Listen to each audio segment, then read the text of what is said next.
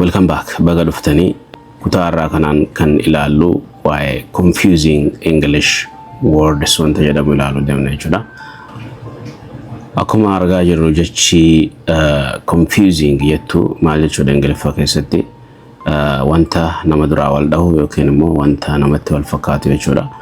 So jechoota akkasiitu baay'ee jira Ingiliffa keessatti.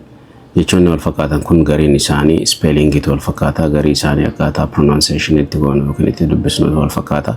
Garii isaanii immoo itti fayyadama isaaniitu wal fakkaata jechuudha. Fakkeenyaaf inni amma jalqaba irratti ilaaluuf deemnu maal isaaniitu wal fakkaataa jettanii yaaddu. Inni kun affect jedha. Inni kun immoo effect jedha. Okay. Garaagarummaan isaa maal asitti? Asirratti spelling A tu jira. Asirratti immoo spellingin E tu jira jechuudha.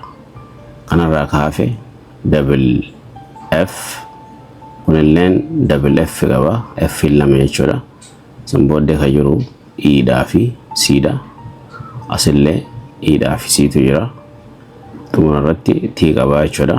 Kunilleen T qaba jechuudha. Walumaa galatti garaagarummaan jecha affect jedhuu fi okay jecha effect jedhu jidduu jiru maal jettanii garaagarummaa qubee takkaati jechuudha. Okay. Garaagarummaa qubee takkaa qofaatu isaan jidduu jira. So kuni affect jedha, kuni effect jedha. Garaagarummaan isaa kabira hiikni isaatis akkasumatti garaagaraa jechuudha. Affect jechuun maal akka ta'ee fi effect jechuun maal akka ta'e fakkeenyota wajji kan ilaallu ta'a. So akkasitti irraa ifanuu ta'a jechuudha. Mee fakkeenya isaanii haa ilaallu. Durarratti maaltu jira? Affect yeroo jennu garee verbii jalatti argama. Affect yeroo jennu it is to influence or change something, wanta takka jijjiiruu yookiin immoo dhiibbaa irratti geggeessu jechuudha.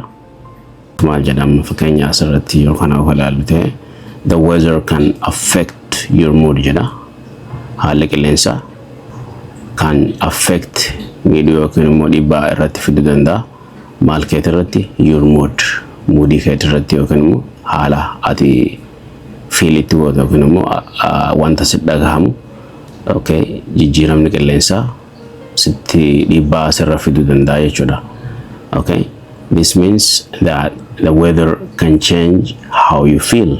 Isuma kana kan inni ibsa Ingiliffaadhaan. Haalli qilleensaa can change jijjiiruu danda'a how you feel, akkaataa sitti dhagahamu, wanti takka sitti dhagahamu jijjiiruu yookiin immoo dhiibbaa asirra fiduu danda'a jechuudha. So fakkeenya biraa yoo ilaalle her words affected me deeply jedha. Maal jechuudha? Jechi deep jettu gadi fageenyaan jechuudha. Deeply gadi fageenyaan. So her words jechi ishee yookiin immoo jechoonni ishee asirratti S qaba. So her words jechoonni ishee affected me deeply gadi fageenyaan dhiibbaan irratti fidee jira jechuudha. Karaa biraatiin maal jechuudha? Her words jechoonni ishee made me na godhaniiru maal feel emotional, akkaan miira keessa galu na godhee jira jechuudha. Okay, meerra deebinee jechoota ifa isin hin taane hiika isaa tokko tokkoon kan ilaallu ta'a jechuudha ammaan tana. Okay, asirratti something jechuun beektanii something jechuun maal jechuudha? Wanta takka jechuudha. So to influence dhiibbaa jechuu dandeenya. Influence guddaa asirra fide dhiibbaa guddaa asirra fide akka jechuuti jechuudha. Okay, change jechuun jijjiiruudha. Wanti isin hin galle jiraate maali? Kan biraa the weather yeroo jennu maal jechuudha? Haala qilleensaa yookiin immoo jijjiirama qilleensaati. Wanti isin hin galle asirratti mood kan jettu. Mood jechuun akkaataa feeling yookiin wanta isin dhagahamu. Moodiin xiyyaara sirrii jirti sirrii hin jirtu jedhama tokko tokko.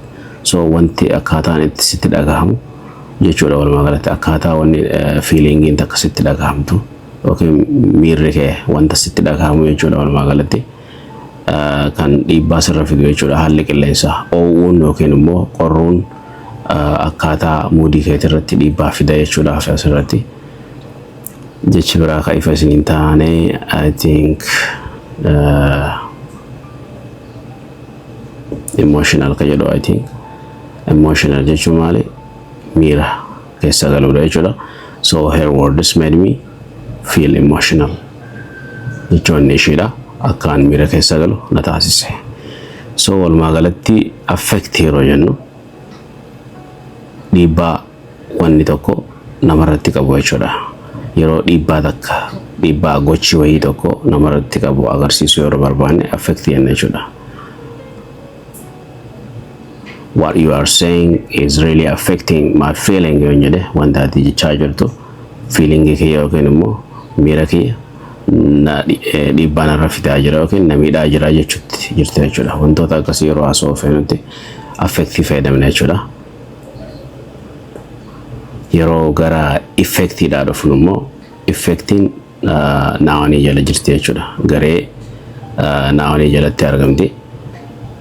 Affecting immoo verbii jalatti argamti akkuma reefu laalle. So effect yeroo jennu it is the result, okay, or the outcome of something, okay. Walumaa galatti affecting effect jechuun resultii yookiin bu'aa yookiin outcome jechuun bu'aa jechuudha of something, okay.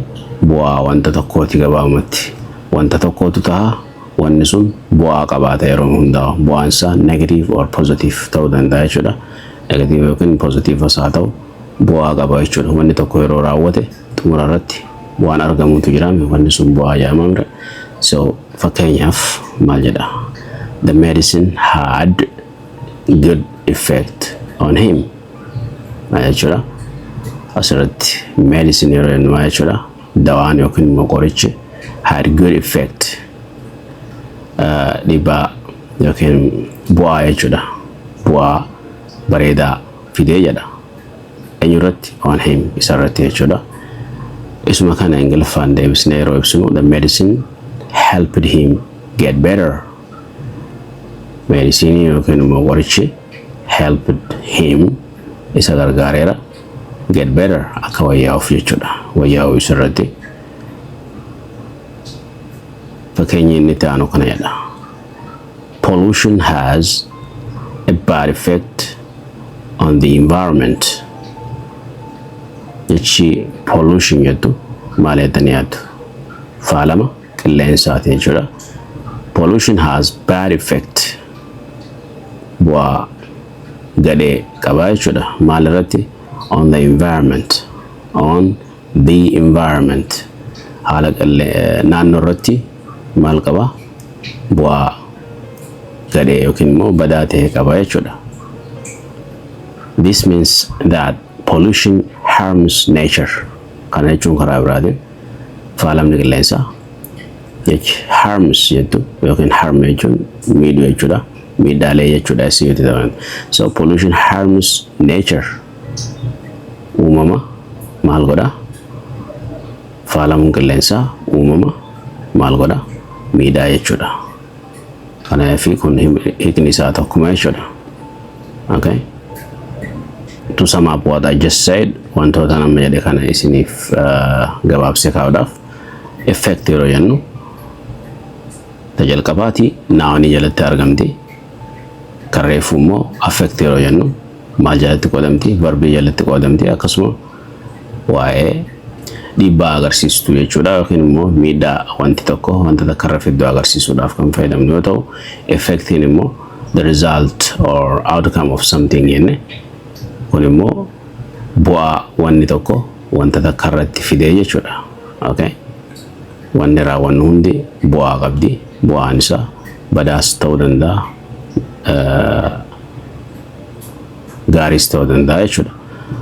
Positive or negative kan jennu isa jechuudha. For example, the medicine had good effect on him. Qorichi nama kanaaf kenname sun had good effect. Bu'aa gaarii okay irratti fidee jechuudha isarratti. The pollution has bad effect. Akkasuma faalamni qilleensaa effect yookiin immoo bu'aan inni fide maali? On environment. Bu'aa badaa fide jechuudha yookiin immoo bu'aa gadhee. Kana jechuun pollution harms nature. Faalamuun qilleensaa maal fide? Miidhamuu naannoodha yookiin immoo miidhamuu uumamaa fidee jechuudha.